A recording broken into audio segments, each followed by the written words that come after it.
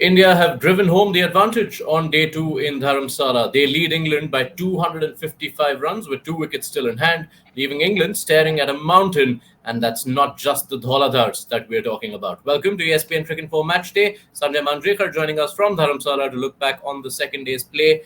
Sanjay, a strange day in the sense that England got their wickets in clusters, but by and large, smooth sailing for India with the top five batters all crossing 50. Yes, and again, as the series has gone on, you can see the distance between the bowling attack of England, which has some class with their seam bowling, but Jimmy Anderson at this stage of his career on the kind of pitches that we have in Markwood are the two sort of experienced world-class bowlers. And then the spinners who bowl, 83 overs between them, those two, Hartley and Bashir. And just watching today, you saw very clearly the kind of distance between the bowling attack and the batting was, especially when Gill and Rohit Sharma were batting together, two very accomplished players. So it was just a bit too much, I thought, for the England bowling attack. Yeah, that first session with Rohit Sharma and Shubman Gill going the way they were really set the tone for India. Uh, both of them getting to centuries, setting the platform for this giant first innings total, which is a total England should have got to. So let's look at them individually, Sanjay. Rohit Sharma, for the first part of the series, we kept wondering when the score will come because a lot of times he looked like he himself kept finding ways of getting out.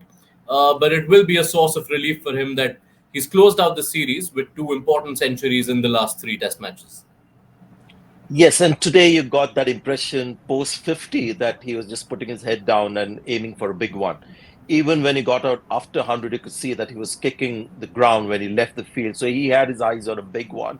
And again, I mean, Rohit Sharma is so able as a batter and the kind of bowling attack that was there and the batting conditions. It was, it was almost on the cards that he'll get a big score.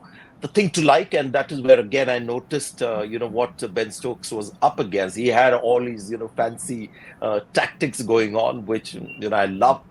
But Rohit Sharma had a wave. There was one moment when Rohit Sharma had played some good back foot punches just towards the end of lunchtime, when there was a little bit of time left, just to tempt Rohit Sharma into playing that shot. He left that gap open and had a slip in position just to tempt him into playing that shot.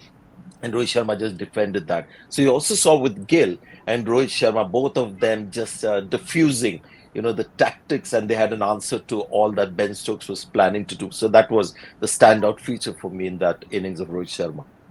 Let's focus on the other Centurion now, Shubman Gill, a series where he's changed the narrative around how well he's adapting as India's new number three. Would be glad to finally have a big first inning score behind him. And this, Sanjay, was a knock where we saw a lot more of that flair, so typical of Shubman Gill. Yes, and now, currently the hot topic in Indian cricket is about players who made a name in the IPL, in the T20 format and white ball cricket, making themselves available and showing keenness also to play the longer format. And that is what comes through with Yashasvi Jaiswal getting all those big scores. Shubman Gill as well. He's an IPL star. He's a white ball, batting star, but still very keen to make a mark at the test level. And that is the only takeaway for me, because the bowling attack that we had, the batting conditions, for a guy of Shubman Gill's ability or Rohit Sharma's ability, this is one of the easy challenges that they have faced in their careers and will face going forward as well. So you have to just admire their desire to just put their head down and get all those runs. Shubman Gill, going after Jimmy Anderson, and some of the shots that he played shows that, how much confidence that they have, and just the difference between the challenge and the guys who are being challenged. They found it all a bit too easy. And again, after he got 100, and in the post-match interview when he talked about not getting a real big one. So when you've got somebody like Shubman Gill after getting 100 saying that he missed out on the big one, and those are great signs. That six down the ground of Anderson had shades of prodigious Indian batters of the past. Yes, and the big game is at their beck and call. They always have the big game. What is admirable is the application they showed at the start of the inning, Yashasvi Jaiswal as well. So when they set their mind on playing a big shot, we saw later again against, I think it was Bashir, when there was a guy at deep mid wicket, hit a six well over that fielder right where he was. So that confidence of clearing the boundaries, well, that's something that a lot of young batters have. But very few young batters have what Yashasvi and Shubman Gill have, is that they want to make a mark at this level and they are willing to do the hard yards to begin with.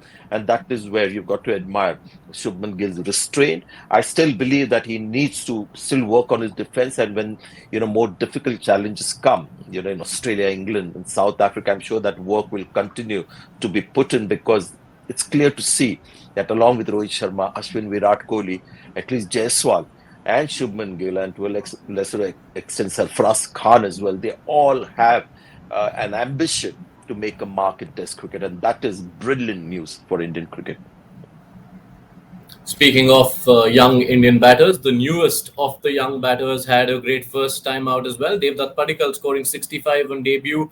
How do you assess his first knock, Sanjay?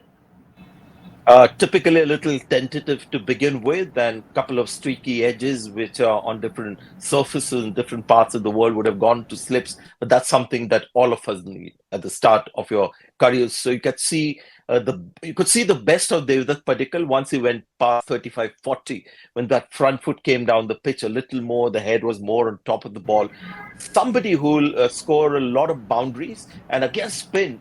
Towards the end of his innings, he started looking really good in defense as well. So great start to his career. But all these young players who've got runs in the series will know that this is a series where they weren't tested in the way that you would get tested at the test level. So this is what you do when you have the opportunity: get the runs under the belt, and if you get runs at the start of your career, just makes life that much easier. I speak from personal experience as well. Yeah, and in that sense, it does become about right place, right time with new entrants on the international stage. There's nothing to say that Rajat Patidar, who'd had his troubles in the three matches he played in the series, wouldn't have got a score here. But Padikkal got his chance. And now the narrative that might be shaped outside, at least, outside of the Indian team, is that, well, look at Padikkal. In one innings, he's outdone what Patidar did in six innings. Yes, and that is something we're seeing panning out a lot, because there are so many options now.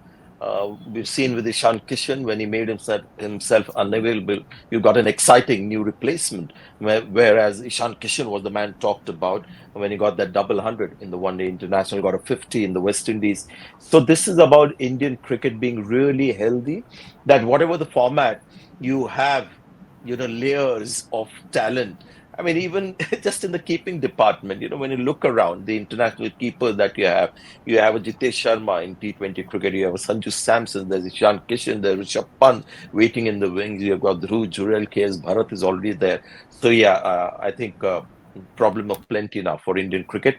And that is why, don't ever miss a game. If you can play even on one leg, try and grab that opportunity, because there are some quality players waiting in the wings. Let's take a quick look at the English bowling, Sanjay. Shoaib Bashir leading the pack again with another big-hearted effort. But James Anderson and Mark Wood, 29 overs between them for 148 runs. They've barely troubled India's batters and for large parts of the series. To take every bowler, I thought Mark Wood could have done a little more, could have come in steaming a lot harder. Ben Stokes realized there was nothing in the pitch for them, even in the air as well, like Bumrah and Siraj had in that morning session on day one. So he then, resorted to the short ball tactic, which also didn't work, because the Indian batters were just smarter than Ben Stokes when the field was set in that fashion. So that is about Mark Wood. Jimmy Anderson, I mean, this guy is giving the best that he has. He maybe in 2002, 2003, you could have got more out of the pitch, but he's giving the best with what he has. And you're seeing on occasions him being really sort of dominated by young Indian batters. So that's Jimmy Anderson's situation. But he got through the defense of Shubman Gill and, of course, Ben Stokes' magic delivery.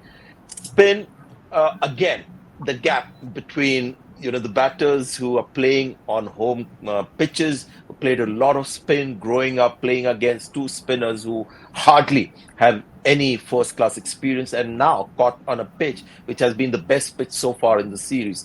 So it's really not about anyone bowling badly or not trying hard enough. It's just the difference in the core ability and the possibilities with every bowler that England have currently.